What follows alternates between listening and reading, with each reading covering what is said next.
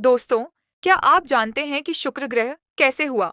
अगर नहीं तो चलिए जानते हैं। पुराणों के अनुसार ब्रह्मा जी के मानस पुत्र भृगु आर्षि का विवाह प्रजापति दक्ष की कन्या ख्याति से हुआ, जिससे धाता विधाता दो पुत्र व श्री नाम की कन्या का जन्म हुआ।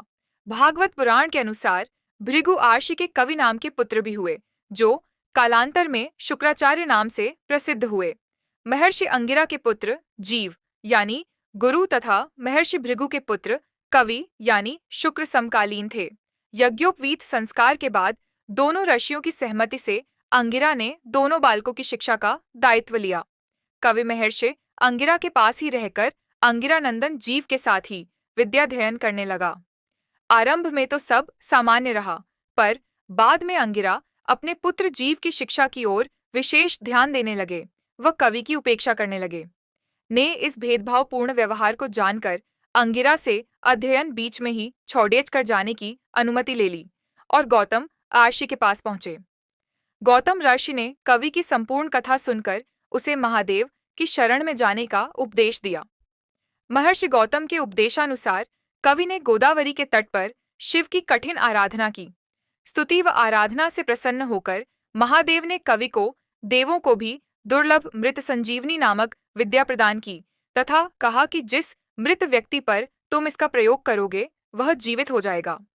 साथ ही गृहत्व प्रदान करते हुए भगवान शिव ने कहा कि आकाश में तुम्हारा तेज सब नक्षत्रों से अधिक होगा। तुम्हारे उदित होने पर ही विवाह आदि शुभ कार्य आरंभ किए जाएंगे। अपनी विद्या से पूजित होकर भृगुनंदन शुक्र दैत्यों के गुरु पद पर नियुक्त हुए। जिन अंगिरा आर्षि ने उनके साथ उपेक्षापूर्ण व्यवहार किया था, उन्हीं के पौत्र जीव पुत्र कच्छ को संजीवनी विद्या देने में शुक्र ने किंचित भी संकोच नहीं किया।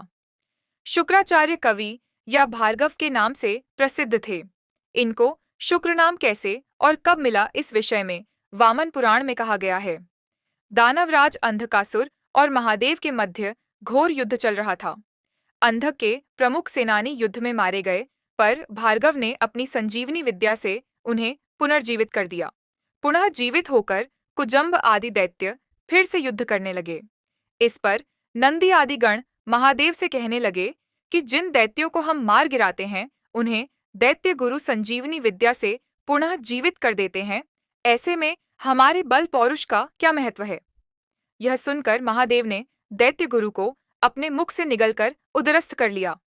उदर में जाकर कवि ने शंकर की स्तुति आरंभ कर दी, जिससे प्रसन्न होकर शिव ने उनको बाहर निकलने की अनुमति दे दी। भार्गव श्रेष्ठ एक दिव्य वर्ष तक महादेव के उदर में ही विचरते रहे, पर कोई छोड़ न मिलने पर पुनः शिव स्तुति करने लगे। बार बार प्रार्थना करने पर भगवान शंकर ने हंसकर कहा कि मेरे उदर में होने के कारण तुम मेरे पुत्र हो गए हो, अतः मेरे शिश्न से बाहर आ जाओ। आज से समस्त चराचर जगत में तुम शुक्र के नाम से ही जाने जाओगे। शुक्रत्व पाकर भार्गव भगवान शंकर के शिश्न से निकल आए और दैत्य सेना की ओर प्रस्थान कर गए। तब से कवि शुक्राचार्य के नाम से विख्यात हुए। ज्योतिष शास्त्र में शुक्र का कारक भी शुक्र ग्रह को ही माना जाता है,